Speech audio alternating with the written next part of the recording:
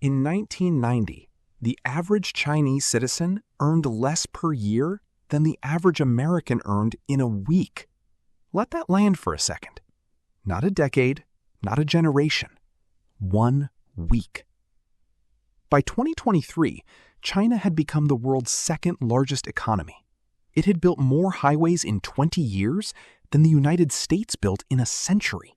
It lifted roughly 800 million people out of poverty. And it did all of this so fast that the economists who study it still argue about whether the rules of economics even apply. This is not a story about communism versus capitalism. It is not a geopolitical lecture.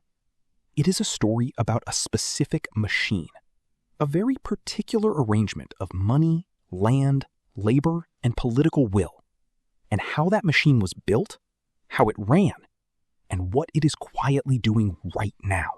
Start with a question nobody asks enough. What actually creates economic growth? The textbook answer is capital, labor, and technology. You combine them efficiently, you get output. Fine, but that describes the ingredients, not the recipe. And China's recipe was unusual enough that most Western economists initially dismissed it as unsustainable. Some called it a bubble. Some called it cheating. Some called it a miracle. It was none of those things. It was a system. And once you see the system, you cannot unsee it. Here is where the story begins. Not in Beijing. In a small coastal city called Shenzhen in 1980. Shenzhen was a fishing town. Population around 30,000. Mostly rice paddies. No particular strategic value. Deng Xiaoping, who had just consolidated power after the chaos of the Cultural Revolution, designated it as a special economic zone. What that meant in practice was simple. The rules were different here. Foreign companies could own factories. Profits could leave the country.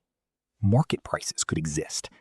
Workers could be paid wages that reflected supply and demand rather than a central government formula. It was essentially a controlled experiment, a laboratory for capitalism running inside a communist country.